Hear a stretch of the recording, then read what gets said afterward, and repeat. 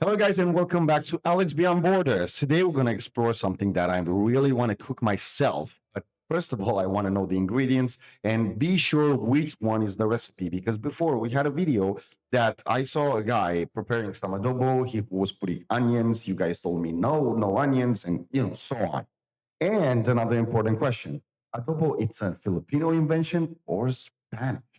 I hope we're gonna find out in the video. If it's your first time on the channel, don't forget to subscribe. We have another channel dedicated to the Philippines.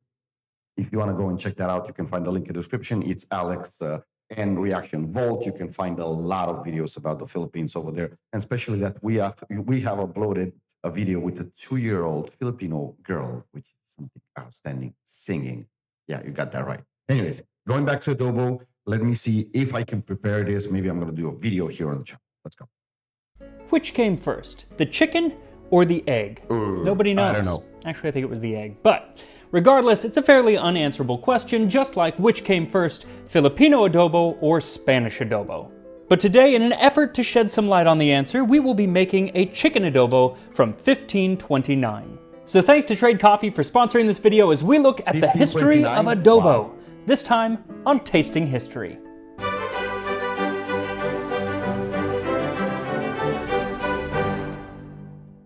June 12th is Filipino Independence Day, which celebrates the Philippines' independence from Spain in 1898. Though they didn't actually become really a full sovereign nation for quite some time because America came in. And while studying this, I actually found out that there was a huge gap in my American history education.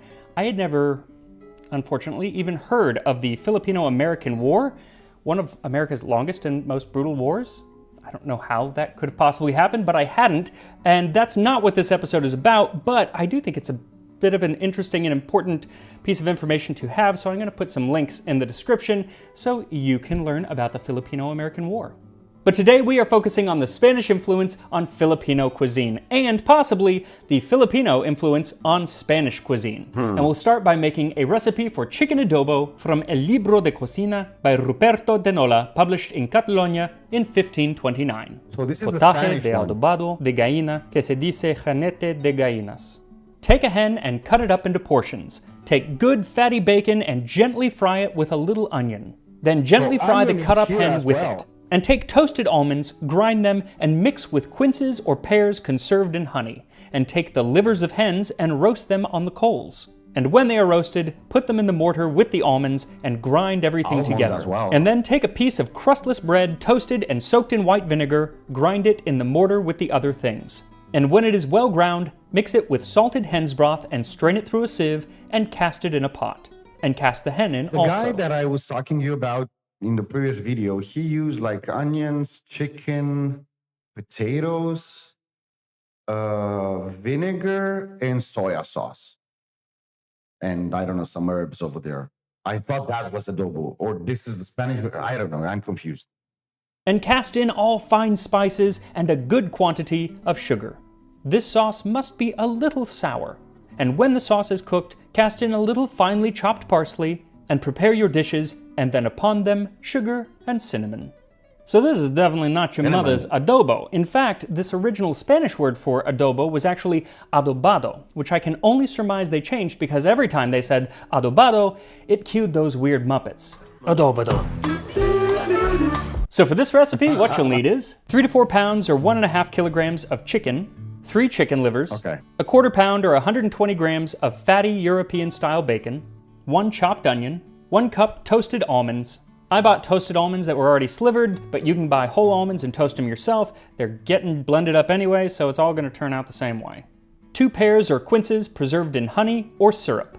I actually found a place online that would sell pears conserved in honey from Spain, which would have been perfect, but it was $80 for a jar like this, and it was 6 weeks to get here. So I went with pears in syrup. The fact that we're blending this up with chicken liver and vinegar, I can't imagine that it's going to make too much of a difference, and definitely not $80 difference. 1 large, thick slice of crustless bread, lightly toasted on both sides. 1 cup or 235 milliliters of white wine vinegar. 1 quart or 1 liter of salted chicken broth. 3 or 4 teaspoons of fine spices. These are really up to you. It's not specific, but fine spices in Spain at the time would have been things like galangal, grains of paradise, clove, nutmeg, and long pepper, so I'm actually going to use a little bit of all 5 of those. A quarter cup of sugar, 1 tablespoon minced parsley, and a little bit of cinnamon and sugar to garnish on top. So first, take the bacon and add it to a large frying pan over high heat. It should be nice and fatty, so it should turn just basically to grease, which is perfect because then you can add your onions and fry those for about 5 to 7 minutes or until they become translucent. So once your onions start to brown, it's time to add your chicken. You want to make sure to get each piece lightly browned, so you may want to turn them over a couple times, keeping an eye on them as they cook. Once the chicken is brown, set it aside as we saute our liver. Now, they are supposed to be cooked over hot coals, but who has hot coals? I bet John Townsend has hot coals in his kitchen because he has a pretty sweet setup. But I don't, so I'm doing them on a pan. So take a small saucepan with a bit of fat or oil and then saute your chicken livers over medium heat for about 3 minutes on each side. While the livers cook, put a slice of bread in a large bowl and pour the vinegar all over it and leave it for a few minutes so it can soak up as much vinegar as possible. You want a nice thick piece of bread because you're hoping to soak up pretty much that entire cup of white wine vinegar. And while that piece of bread becomes a vinegar sponge, it's time to use a food processor to grind your almonds. Now, you can do this with a mortar and pestle. You need a very large mortar and pestle to grind the almonds, but that's not terribly hard, but it's going to get harder and kind of gross later on when we start adding like the pears and the livers and everything. So use a food processor if you got it. So grind the almonds up until you have a nice powder, and then add the pears and blend those. Then take the livers off of the stove and toss them in as well. The fact that we're grinding these livers means that I don't think it matters if they're done on coals or in an oven or on a stove. It's all ending up the same. Then take the bread out of the vinegar and toss that in as well. Also, if there is any vinegar left, hold on to it because you might be adding that later on in the process. Finally, pour in the salted chicken broth and blend everything together. So now this is a Renaissance sauce, but this whole process is very medieval. The spices, the sugar, the vinegar, all quite medieval, and what's really medieval is using bread as a thickener. Usually it's done more as like bread crumbs, and it can tend to kind of get gloopy, but I think that the way that it's being done here and the fact that we're about to sieve it, it should turn out quite nice. So position a fine mesh strainer over a stew pot and slowly pour the sauce through it. If the strainer kind of gets full, take a spoon and kind of agitate the stuff at the bottom, and all of the liquid should eventually make it through that strainer. Any dregs left over, you can toss. Then add in your spices and the sugar and stir everything together. Now at this point, you can taste it, and if it doesn't taste a little bit sour, because it should taste rather sour at this point, add the rest of that vinegar or even add a little bit more. After all, adobo, it should be vinegary. Then add the cooked chicken and the onions and set it on the stove, bringing it to a boil. Then lower the heat and cover the pot and let it simmer for about 40 to 45 minutes or until the chicken is nice and tender. Covering the pot is rather important at this point because that vinegar smell is going to really take over the kitchen if you don't, so cover the pot. In one of the earliest Tagalog dictionaries compiled by Franciscan missionary Pedro de San Buenaventura, he mentions adobo de los naturales, adobo of the native people.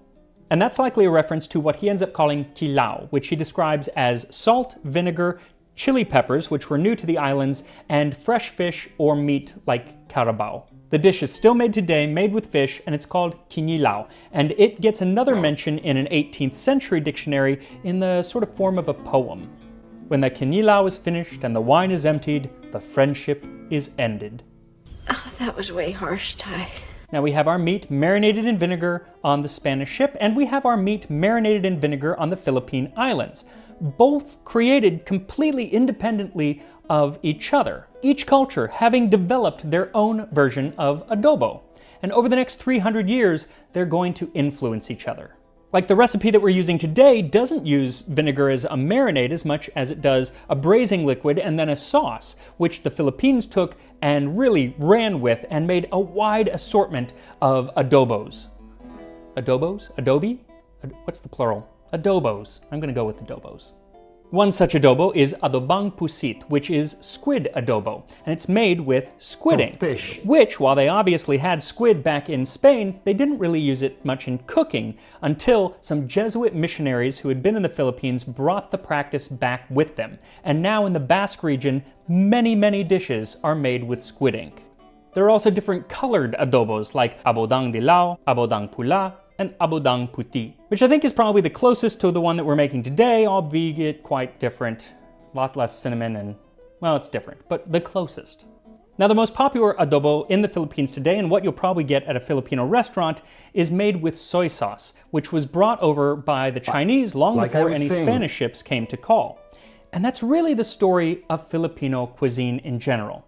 They have their own core cuisine, but then lots of influences from the other cultures that came to the islands. The Chinese, the Japanese, the Spanish, the Americans. There's even a dish called kare-kare, which is based on a Indian curry with peanuts, which probably came to Manila in the 1760s by Indian sepoys when the British occupied the city during the 7 Years' War. So which came first, Filipino adobo or Spanish adobo? Both. Neither. I feel like at this point, their existence is inexorably linked, like Harry Potter and Lord Voldemort.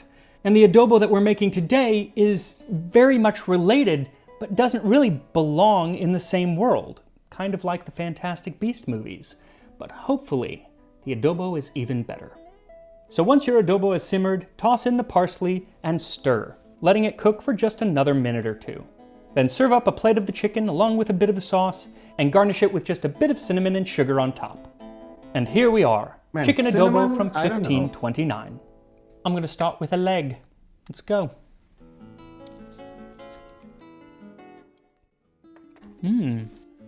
So it's cool because the vinegar scent, really I found like it wasn't there all that much, but you can definitely taste it, but it's not mean. It's not mean vinegar. It's not harsh because you're getting all these other spices in there and it's sweet. There's sugar in it, but it's also that pear I'm thinking. Again, I don't think it would have mattered if the pear had been in honey, not for $80, but it's definitely got that sweetness, but then it also has the vinegar, which is interesting because the soy sauce adobo that is typical in the Philippines today has that vinegar and has that sweetness. So I kind of wonder if there wasn't a bit of exchange of flavors and ideas of how to make it there. And the texture is really nice. Like it just falls off the bone. It's cooked really well. I think a little bit more sauce, and I think put on some rice, that is definitely the way to go. Now, Anthony Bourdain did a great episode on adobo, and in it he asked the person who was cooking it, who makes the best adobo? What's the best adobo? And the guy was like, my mother's. And Anthony Bourdain said, yes. The best adobo is your mother's adobo. Anybody's mother's adobo. So, if your mom makes adobo or if you make adobo, share the images with me on Instagram, Tasting History with Max Miller. I love it when people send me food pictures. Or if you make this adobo, definitely send that as well.